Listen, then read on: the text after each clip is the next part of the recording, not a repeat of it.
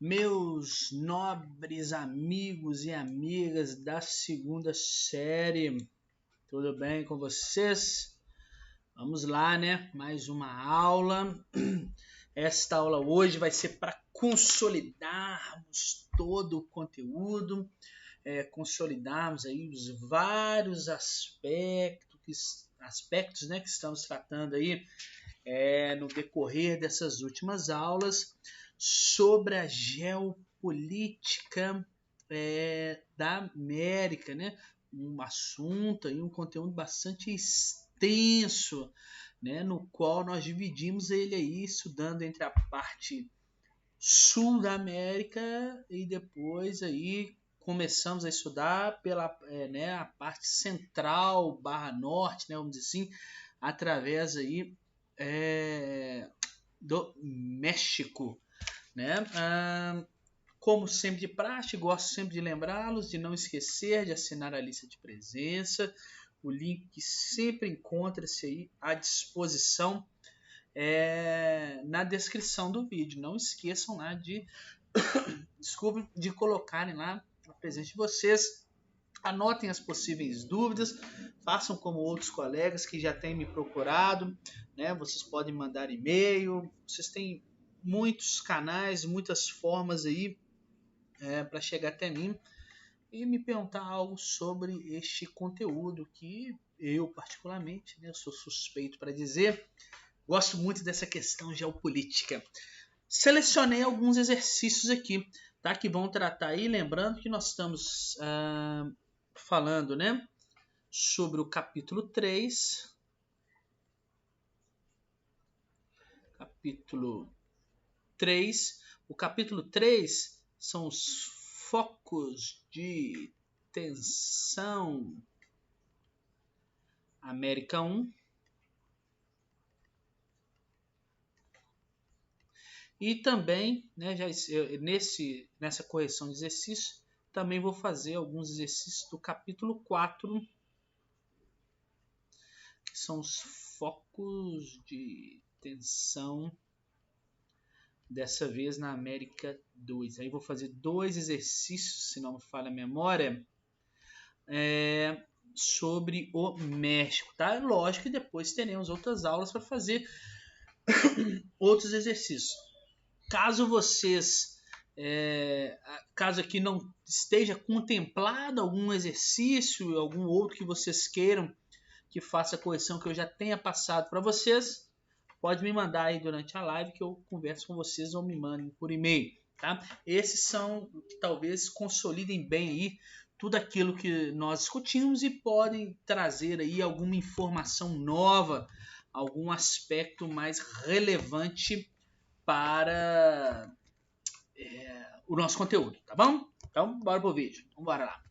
Olha só. Questão 3, exercício de aprendizagem, né? Tá trazendo a ideia das fraturas da América, né? As ideias aí das tensões que nós temos dentro da América do Sul, sobretudo, né? Então vamos ler o exercício aqui e junto vamos fazer, né? Da UFMG, um exercício inclusive muito bem elaborado, onde vocês estarão daqui a alguns anos, né? Na universidade, daqui a 2 anos, né?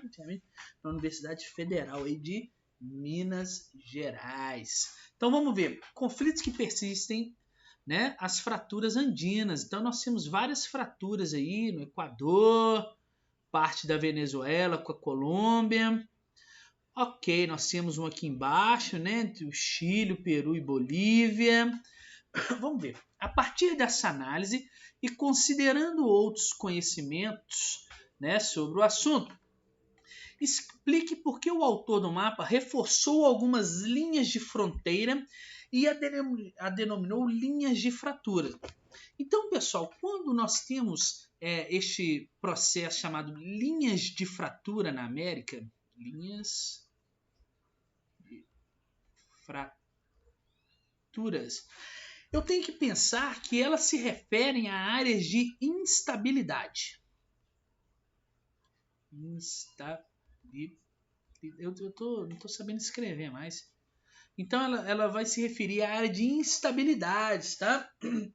áreas de instabilidade, sobretudo nos países da América do Sul em relação às suas fronteiras, levando ao risco aí, são áreas que podem levar ao risco de intervenções, tá? De intervenções de conflitos armados. Então, são instabilidades sobre... Opa, professor.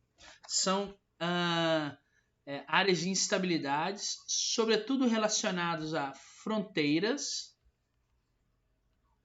que pode ou não ter aí, né, intervenções, sobretudo, né, um risco relacionado a conflitos armados, tá? Pode ter conflitos armados, caso a briga, a disputa se acirre, né?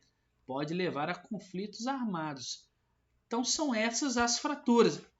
Então, as chamadas linhas de fratura, né, elas se referem às áreas de instabilidade, né, que são vivenciadas aí, sobretudo, né, principalmente numa história recente da América do Sul, em suas fronteiras, que são tão novas, que são tão recentes, tá? Levando a um risco de intervenções, vamos dizer assim, dos países aí dos países envolvidos, tá? E até possivelmente, quem sabe, de conflitos armados, ok? Nós temos aí a Venezuela, Guiana, nós temos Bolívia, Peru, Bolívia, Chile, tá? São todas linhas de fratura relacionadas aí de áreas de instabilidade política, né? Sobretudo as suas fronteiras, que podem, por um acirramento, levar a intervenções, a conflitos armados. Ok? Então, respondida a questão 1. Vamos ver a 2? Embora a fronteira da Bolívia com o Chile não tenha sido identificada no mapa como linha de ruptura, sabe-se que há uma faixa de disputa entre esses dois países. Eu até falei isso na nossa aula gravada, né? Explique qual é o interesse boliviano nessa estreita faixa. Cadê minha caneta? Minha caneta. Explique, né? O interesse boliviano nessa estreita faixa de terra. Lembra na nossa aula que eu falei da Guerra do Pacífico? Guerra do Pacífico. Essa Guerra do Pacífico aconteceu de 1879. Oh, meu Deus, deixa eu colocar aqui 1879. Vocês não achar que foi 1979, né? Ele acabou de falar, o professor está dando informação errada. Então essa Guerra do Pacífico, ela aconteceu de 1879 até 1884. Tá, e esta Guerra do Pacífico, um dos mais importantes eventos geopolíticos, conflitos da América do Sul, né, que envolveu aí, não sei se vocês estão lembrados, envolveu a Bolívia, envolveu El Chile e também o Peru. Lembra disso? E a Bolívia, neste contexto, ela tenta recuperar aí o seu acesso ao mar. Lembra disso? Que ela perdeu lá o seu porto, né, na cidade de Antofagasta, né? Ela tenta recuperar o seu acesso ao mar. O acesso ao... O que é isso? Não sei fazer um M mais. Pronto, tá bom. Acesso ao mar. O acesso ao mar que é tão importante, é um fator que favorece ao comércio, né? Lembre-se disso, dos países, favorece o comércio externo. Então os bolivianos, eles jamais aceitaram aí a perda da sua costa, a perda aí da parte que eles tinham para o litoral, tá? O que tem gerado ao longo do tempo, ao longo dos anos aí, diversos atritos diplomáticos com o Chile. Ok? Lembre-se da aula lá que eu dei sobre a Bolívia para vocês. Eu expliquei um pouquinho sobre essa Guerra do Pacífico, o que levou, o que ocasionou aí a Bolívia a perder o seu acesso ao mar. Tá? Então, o interesse boliviano é ter essa estreita faixa de terra novamente em seu território, né, fazendo parte do seu território. Acesso ao oceano é fundamental ao comércio mundial, ao comércio dos países globalizados. Nós já estudamos isso, né? E 3. Não tô com uma tosse, cara. Não sei o que é isso. Vamos ver. Identifique e explique a natureza de outros problemas que geram tensões entre os países andinos, né? Andinos são os países aí que estão sob influência da Cordilheira dos Andes, né? Bem como entre esses e os países vizinhos não andinos, né? Sobretudo os países platinos da Bacia do Prata. Então eu posso dizer que as tensões em muitos aspectos estão relacionadas aí à produção e à comercialização de drogas, assim como a ação dos narcotraficantes, tá? São responsáveis aí, sobretudo, por desestabilizar, né, as sociedades e os governos da maioria dos países andinos, né? A produção de drogas. Além disso, a atuação de grupos guerrilheiros que nós vimos aí também que fazem isso, tipo as Farc, né, as Forças Armadas Revolucionárias da Colômbia. Nós temos o Exército de Libertação Nacional, que eles vão expandindo às vezes as suas atividades, né, para os países vizinhos, né? Eles ultrapassam fronteiras e isso pode gerar uma certa insegurança, né, fronteiriça ali, uma certa insegurança, uma instabilidade nas fronteiras, né, pela ação desses grupos revolucionários, desses grupos guerrilheiros. E também eu posso citar, né, a ação aí do tráfico de armas, que é muito presente na América do Sul, tá? E isso acaba contribuindo, obviamente, para o aumento da criminalidade, aumento da violência, tá? E os países não andinos, né? Isso tudo eu falei dos países andinos, né? E quando eu vou caracterizar os países não andinos aí, eles são muitas vezes utilizados como porta de saídas, eles são utilizados como rota, né, para o tráfico de todos esses problemas que eu falei com vocês, de armas, de drogas, principalmente aí para a Europa, para os Estados Unidos. Então percebo, quando eu pego um mapa aqui ao lado, eu tenho os países aqui que estão sob influência da Cordilheira dos Andes. Ok? Então, o restante são os países não andinos. Então, esses países não andinos, eles podem servir como rota, né, para o tráfico de todos esses problemas que estão relacionados aí aos países andinos, né? A presença de armas, a extrema violência, das drogas, dos narcotraficantes, das guerrilhas que expandem as suas fronteiras, né? E isso pode causar um embaraço, né? Pode causar um problema diplomático aí para os países afim ali, ok? Então essa aí é como a gente consegue responder essa primeira questão aí, que na verdade são 3, né, questionamentos sobre as linhas de fraturas ou sobre aí, as áreas de instabilidade frente à América do Sul, ok? Vamos mais uma questão. A questão 4 vai trazer a questão dos Estados Unidos, a atuação norte-americana aqui. O governo dos Estados Unidos resolveu reativar, desde o dia 1º de julho de 2008, olha, algo bem recente, a 4ª Frota, voltada para operações navais na América Latina, marcando uma nova etapa nas suas relações com esta região. Na primeira metade do século XIX, essa relação foi caracterizada por ideais que defendiam a liberdade comercial e o princípio da não intervenção das nações estrangeiras, sintetizada pelo lema América para os americanos. Mas aí lembra que eu gosto de completar, né? Para qual americano, né? Como foi denominada esta política? Então, pessoal, vamos complementar aqui. A reativação dessa 4ª Frota Naval dos Estados Unidos né? Ela é uma frota aí, que atua no Atlântico Sul, né? Provocou uma mudança radical e permanente nas relações militares dos Estados Unidos com a América Latina. Causou-se muita estranheza quando eles resolveram reativar elas, tá? E a América Latina olhou, a América do Sul olhou para os Estados Unidos e falou: que é isso, fera? Pra quê? Uma frota naval aqui nos mares do Sul.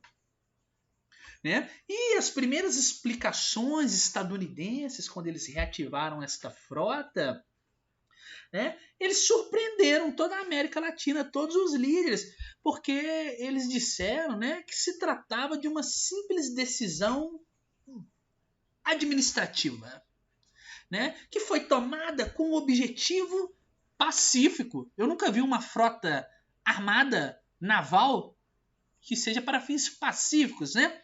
Que era para fins pacíficos, humanitários e ecológicos. E percebam que esta decisão dos Estados Unidos de olhar a América de forma pacífica, humanitária e, sobretudo, ecológica, né, ela muito se assemelha à doutrina Monroe. Lembra disso? Que tinha como base aqueles princípios, né, que todos os países americanos, por serem livres e independentes, não poderiam se sujeitar à dominação de potências europeias. Então, os Estados Unidos está patrulhando aqui, né, os países para que potências europeias não venham cheirar aqui, ver o que está acontecendo. A doutrina Monroe também estava baseada aí que o sistema político das principais potências da Europa se diferenciava do americano, né? Que qualquer nação que tentasse privilegiar o seu sistema era considerado que uma ameaça. Então, a Europa que não interfira na política americana ou dos países da América, né? Não venha mexer aqui, né? E se porventura os países europeus participassem de uma guerra em que o motivo exclusivo, em que o motivo, né, fosse de exclusivo interesse deles, os americanos, né, de forma alguma iriam fazer parte. Assim, né, o seu principal mote, seu principal slogan seria a América para os americanos, né? Ó, Europa, se o interesse da guerra aí que vocês estão participando for só seus, eu não vou entrar não, beleza? Eu não vou mexer não. Então, América para os americanos, para a gente aqui, tá? Ambos os eventos, percebam, tanto no passado como a reativação da frota agora, eles apresentam semelhança no que se refere às incursões imperialistas, né, dos Estados Unidos em relação à América Latina, pois nos dois casos aí, se vocês perceberem, os Estados Unidos buscam impor a sua, é o que eu chamo sempre, a sua influência, ok? Buscam impor a sua influência no continente americano. Então, essa denominada, né, a denominada política aí se assemelha à doutrina Monroe. Ok?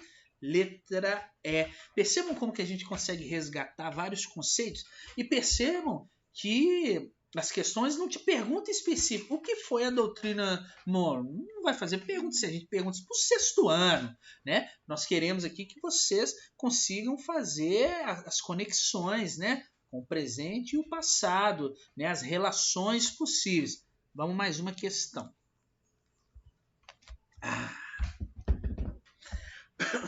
Deixa eu arredar este negocinho aqui. Eu não vou ler o texto, né? Porque a aula já está aí com 19 minutos, imagina. Daqui a pouco eu vou ficar aqui 2 horas na aula. Então já vou direto para as questões, né? A Colômbia apresenta um histórico de violência, com forte presença do crime organizado. Além do narcotráfico, existem grupos guerrilheiros e grupos paramilitares.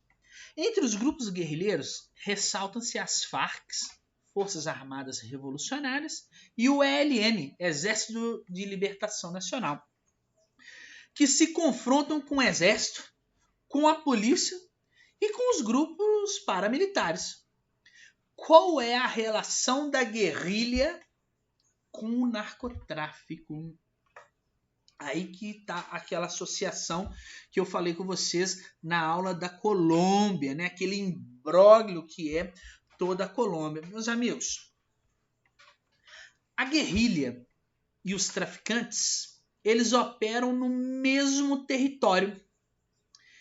E para não entrarem em choque direto ali, as Farc, né, as Forças Armadas, elas fornecem proteção, veja bem, às plantações de coca e aos laboratórios de refino, impedindo de alguma forma, né, as ações do governo no local dos traficantes. Em troca, né, os traficantes, o que? Eles financiam a compra de armas para as guerrilhas. Então percebam, as Farc, elas vão dar proteção às plantações, porque como eles atuam eles estão no mesmo lugar, né? As plantações estão sobretudo nas áreas florestais, né, da Colômbia, né, nas áreas de mata. Então é onde também são feitas as plantações, onde as Farc atuam. Então elas estão no mesmo território. Então eles fizeram um bem bolado, né? Olha só, as Farc vai proteger aqui as plantações, o refino, né, o laboratório de refino, né, da cocaína. E, em contrapartida, os traficantes, né, eles vão falar o seguinte: olha, fera, já que você está protegendo a gente aí contra a ação do governo, essas coisas, porra, cara, eu vou comprar umas armas para vocês, né? Então eles acabam financiando a compra de armas para os guerrilheiros. Esta é a relação da guerrilha com o narcotráfico, ok? E a B vai perguntar o que é um grupo paramilitar. Um grupo paramilitar não é o exército, não confunda, tá? Paramilitar não é o exército, tá? Grupos paramilitares são associações civis armados e com estrutura semelhante à militar, são semelhantes. Em determinados casos, alguns dos membros das Forças Armadas até fazem parte das forças militares oficiais, mas os paramilitares não são a força oficial, não são a estrutura oficial militar de um país, tá? É uma associação civil armada com uma estrutura semelhante à do exército, ok? A dos militares. Respondida essa questão? Fácil também? Vamos mais uma. O que não quer passar? Ah, questão 6. Agora eu posso voltar aqui para baixo com esse negocinho aqui. Me dá uma agonia ver ele lá do lado. Olha só, pessoal. Sem plano alternativo para salvar o acordo de paz com as Forças Armadas Revolucionárias da Colômbia, FARC, o presidente Juan Manuel Santos decidiu se reunir hoje em Bogotá com seu antecessor, Álvaro Uribe, principal crítico do pacto. O pacto de paz entre o governo colombiano de Juan Manuel e as Farc foi rejeitado no plebiscito colombiano de 2 de outubro. Lembra que eu falei que esse plebiscito ele foi rejeitado pela população, né? A população não aceitou aí, né, um acordo de paz entre o governo e as Forças Armadas Revolucionárias, principalmente porque as Forças Armadas falaram que iriam fazer a deposição das armas, que não iriam fazer mais a luta armada, mas que eles queriam o perdão de todos os guerrilheiros que ali lutaram, né? Inclusive os assassinos, aqueles que praticaram terrorismo, sequestro, essas outras coisas. A população não quis isso. Não, essas pessoas têm que ser julgadas. E aí não aceitaram um plebiscito de paz. Então vamos ver as questões, né? Então vai falar o pacto de paz entre o governo colombiano e as Farc foi rejeitado pelo plebiscito colombiano em 2 de outubro. Por quê? Então vamos ver isso aí. Vou começar de baixo para cima.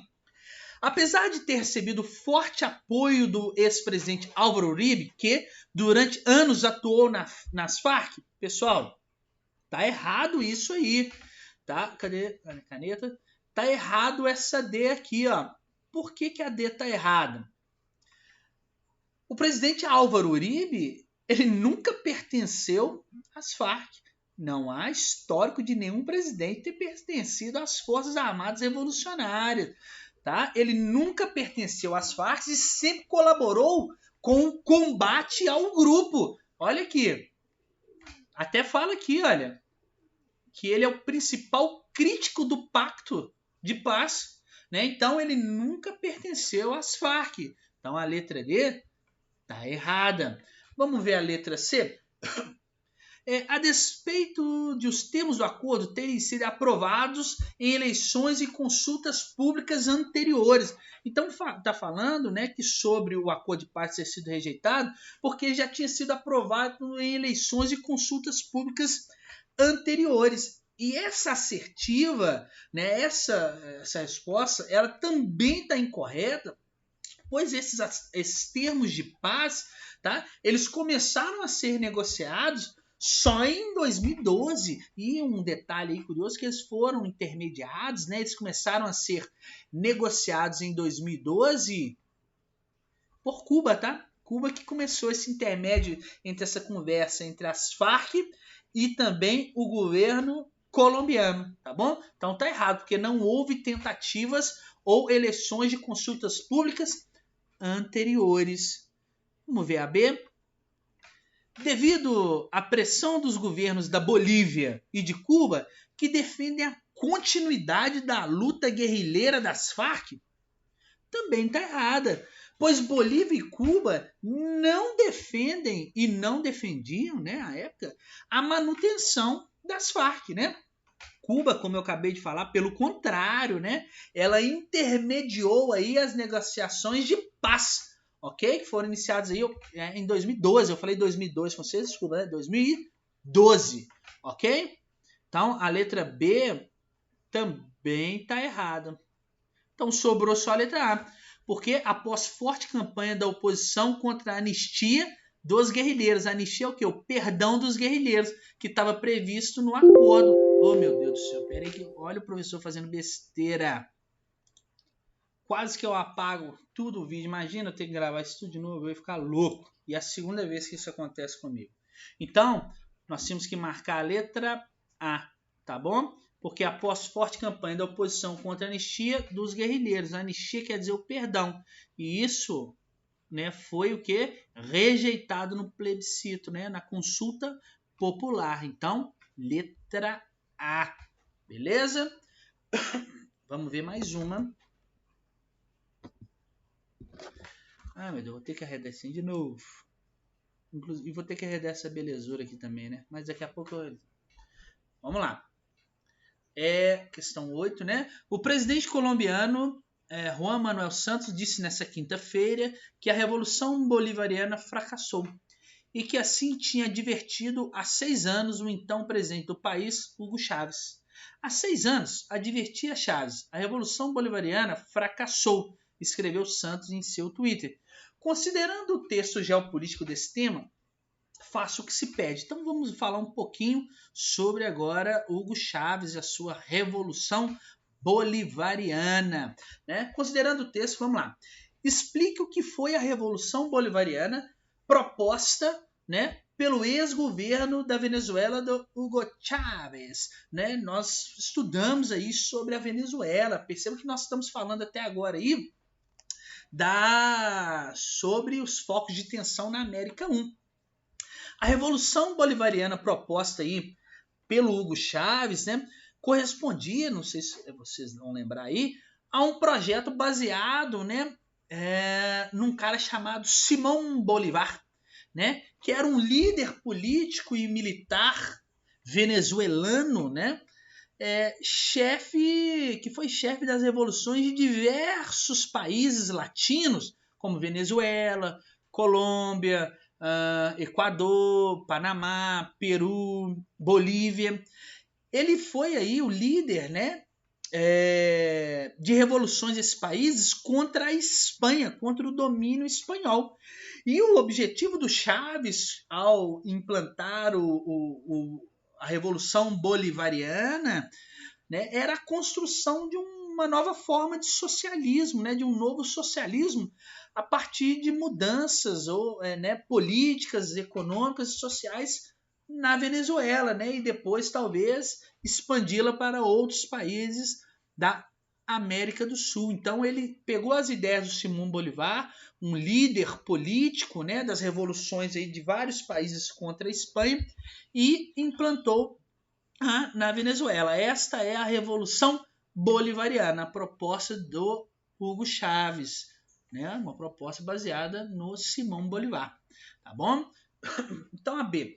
Apresente duas evidências do possível fracasso da Revolução Bolivariana articulada por Hugo Chávez. Duas é pouco, né? Falar por que essa Revolução Bolivariana do Hugo Chávez ela fracassou. A gente pode dizer várias coisas, né?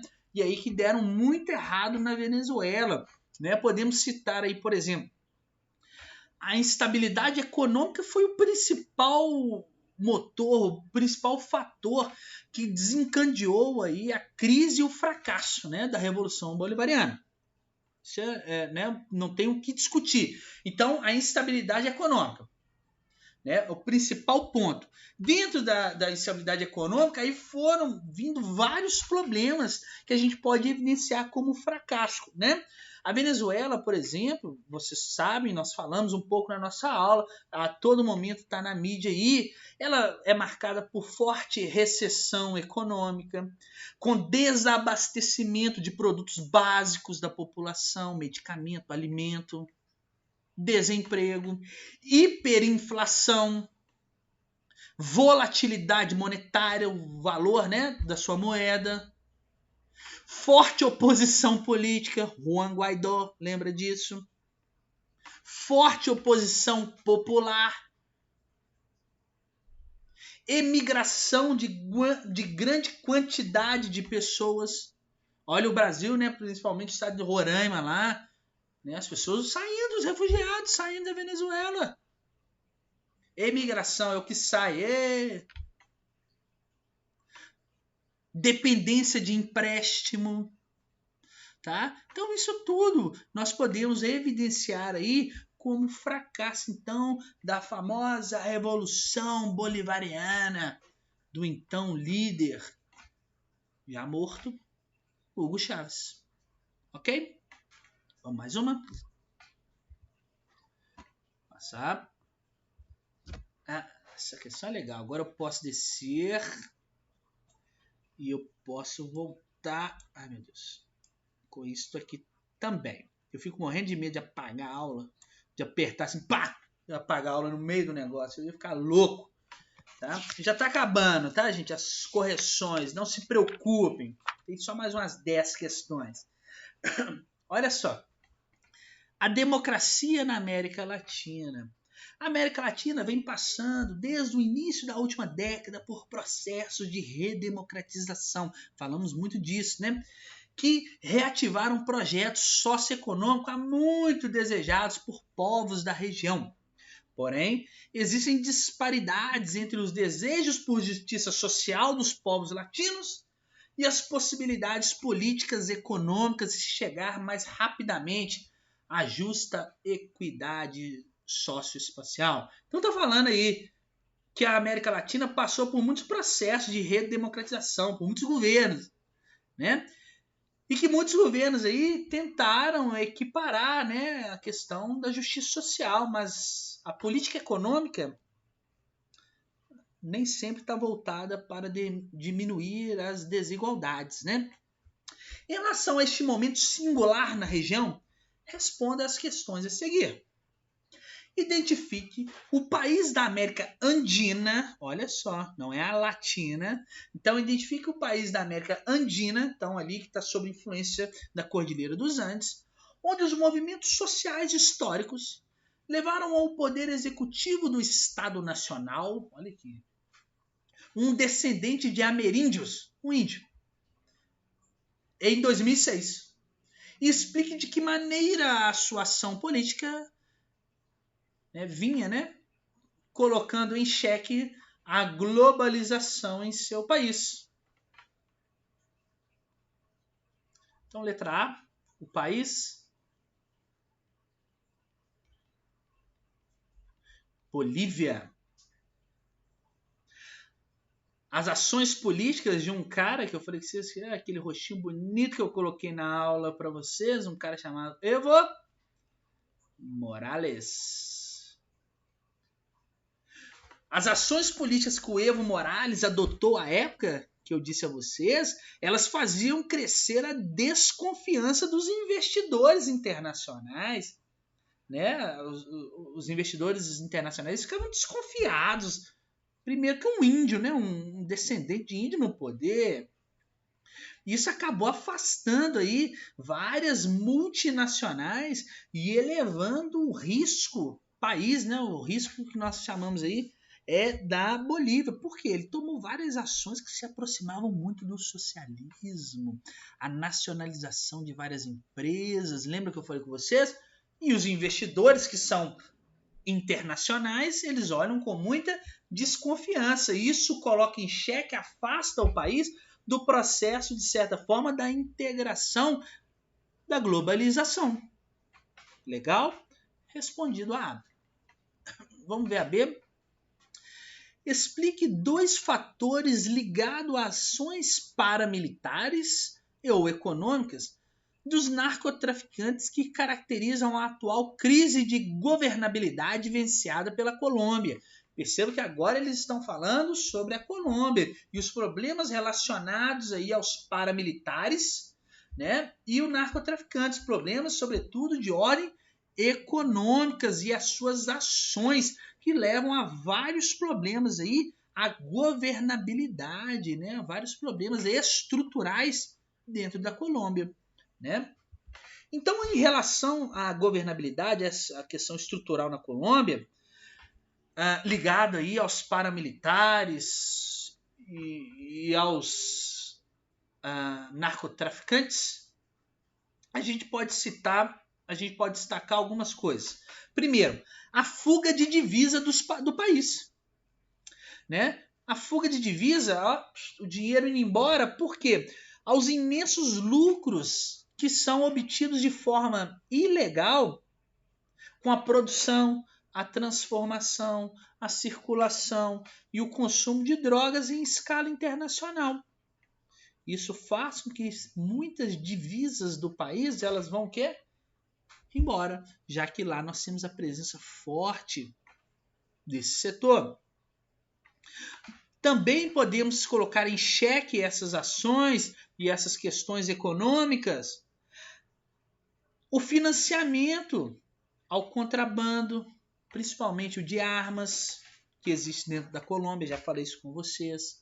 Posso citar como exemplo também a concentração das propriedades rurais, principalmente na mão dos narcotraficantes. Ora, se eles plantam principalmente nas áreas rurais, que eu falei com vocês, né, eles, por consequência, eles acabam se tornando o quê?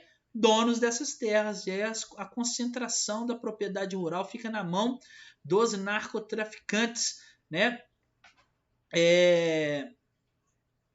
Mas quase 5% das terras cultiváveis da Colômbia está nas mãos aí, dos narcotraficantes, para vocês terem uma ideia, plantando drogas.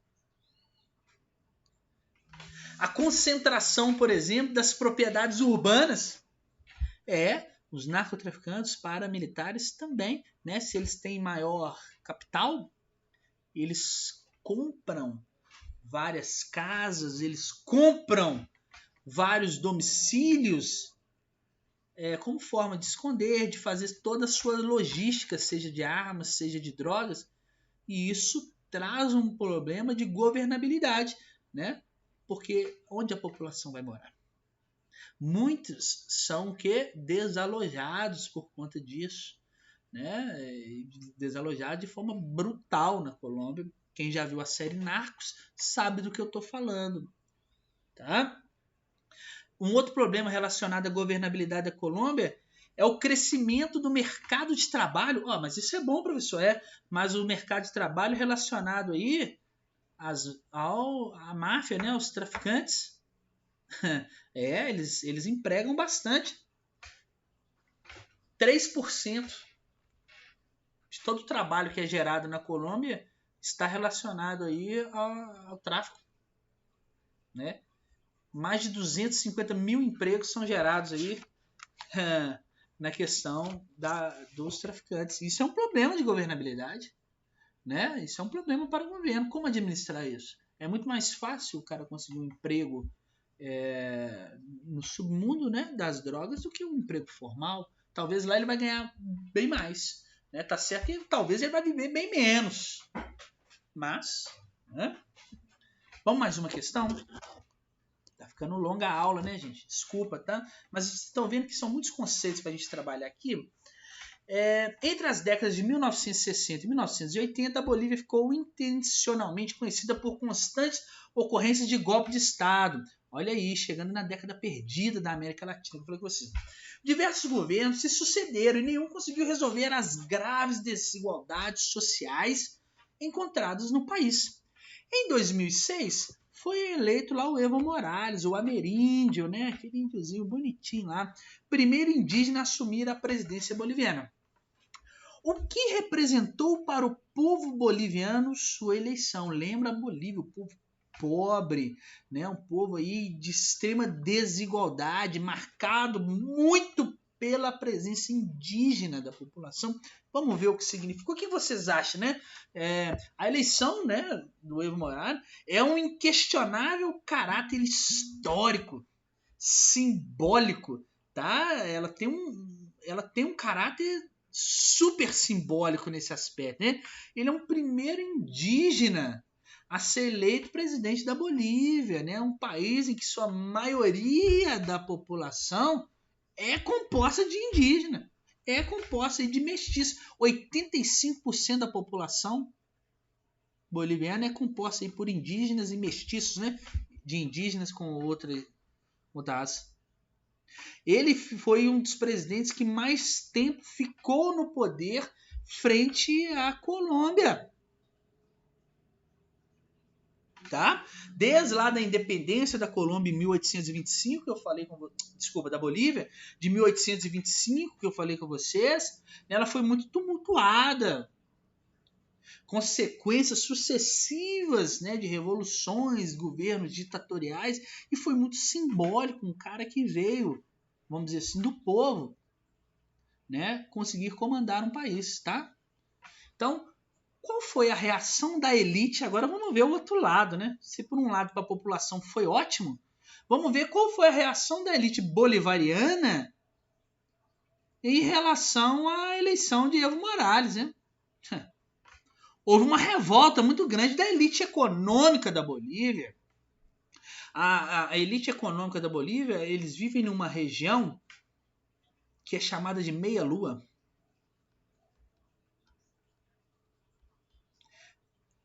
Onde se concentram as maiores jazidas de petróleo, tá? Dos hidrocarbonetos.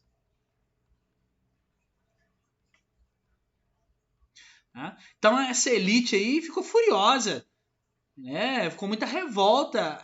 Eles viram a eleição do Evo Morales na Bolívia, tá? Essa região da meia-lua, ela chegou inclusive quando ele foi eleito, eu acho que eu não comentei isso na aula, ela tentou buscar a autonomia da região.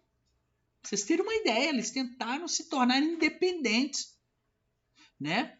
Mas, ainda bem, o governo do Morales ele manteve aí o domínio de exploração, ele conseguiu manter o domínio da região, né? Mas a elite não aceitou que um cara, um descendente, né, de indígena, que veio das camadas pobres, governasse um país. Não, isso não pode, né? Quem tem que governar um país é somente a elite. Vamos mais uma.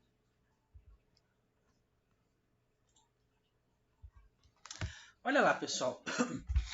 Agora os exercícios propostos, né? A história dos países latino-americanos, apesar de distinta, tem muito em comum. Assinale a alternativa que confirma este enunciado. Então ele está falando que as histórias da América Latina elas têm muita coisa em comum, apesar de terem algumas coisas diferentes, elas têm muita coisa em comum. Vou começar de baixo para cima. A economia da América Latina está voltada para o seu próprio mercado interno? Não, né? Nós sabemos que a economia da América Latina, em grande parte por ser uma economia voltada de commodities, né? Ela está voltada para o mercado externo, né?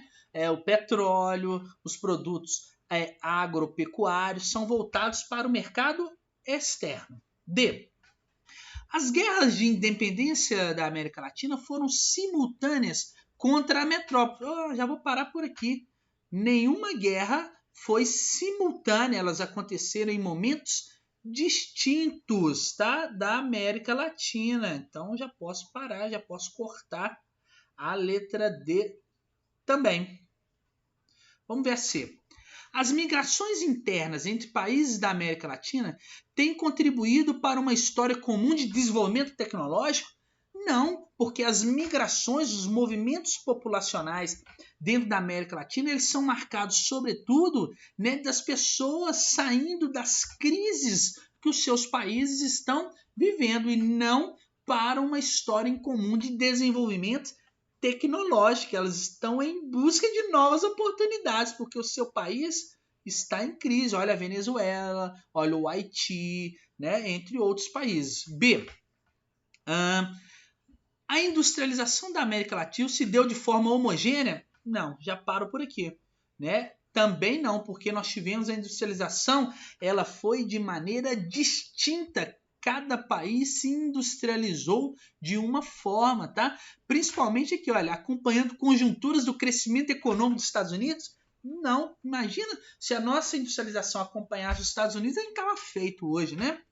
Vamos ver, o atraso na industrialização tornou essa região dependente, né, dos fornecedores externos de bens de produção, o que conduziu a um crescente endividamento externo. Sim, como a nossa industrialização, lembra-se, industrialização é chamada de industrialização tardia, né? Ela tornou a gente aí dependente dos países, né? Dependente das produções de outros países aí para o nosso crescimento. E, sobretudo, nós tivemos que, para a nossa industrialização, fazer um endividamento. Ok? Vamos mais uma, está acabando, falta só 2 questões, essa e mais outra. Não, falta mais, na verdade. Mas eu vou. Olha só. Com relação à América Latina, não é correto afirmar, né? A estrutura agrária é caracterizada pelo predomínio de grandes propriedades, embora já tenham sido feitas reformas agrárias. Sim, tá certo isso aqui, então não posso marcar, porque ele está querendo a resposta incorreta, né? Cadê meu lápis? Perdi o lápis. Tá aqui. Ele quer a resposta incorreta, né? E sim, a América Latina ela é marcada pelo predomínio de grandes propriedades, né? Os latifundiários, a concentração de terra. Vamos ver a B? O crescimento industrial tem ocorrido às custas do capital e tecnologia estrangeiro? Tá correto isso também, então eu não posso marcar isso, né? Acabei de falar na outra questão. C.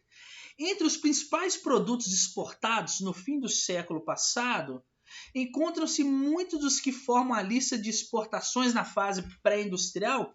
Exatamente, né? A maioria dos nossos produtos, lembra, são commodities, produtos de baixo valor agregado, que formam muito a lista de exportação dos países lá na era pré-industrial, quando eles o que exportavam aquilo é o que nós exportamos hoje, tá bom? Então também tá certo, não vamos marcar ela. A importação de produtos manufaturados e tecnologia de ponta continua a ocorrer mesmo em países que já possuem um diversificado parque industrial? Correto, né? Nós não temos patentes, né? Nós temos que pagar royalties, nós não temos indústrias, mesmo que diversificadas, nós não temos indústrias tecnológicas, nós temos que importar esses produtos aqui na América Latina. Então, eu tenho que cortar essa aqui também. E olha lá, nós vamos marcar a letra E. A instalação de sistemas abertos à concorrência internacional, a opção pela importação, os incentivos às privatizações tem diminuído as desigualdades sociais existentes. Opa! Isso aqui tudo, instalação de sistemas abertos, concorrência internacional, importações e incentivos à privatização, são características do neoliberalismo. E o neoliberalismo não diminuiu as desigualdades sociais. Nós vimos em todas as aulas que ele aumentou as desigualdades sociais. Ok? Então, pessoal, é isso. Não vou me prolongar mais. Eu ia corrigir mais uma questão, mas eu acho que não tem necessidade. Acho que deu para a gente trabalhar bem. Qualquer dúvida também, se vocês precisarem de que corrija mais questões, né, é só vocês me procurarem, é só vocês mandarem para mim que eu faço as correções, seja em live, seja em aula gravada, né? Acabou que eu não corrigi lá do México e tudo, mas eu deixo para um outro momento, tá bom? Então, eu não quero, porque o vídeo já está muito longo, 51 minutos, né? Então, tchauzinho e até a próxima aula. Valeu, pessoal. Muito obrigado.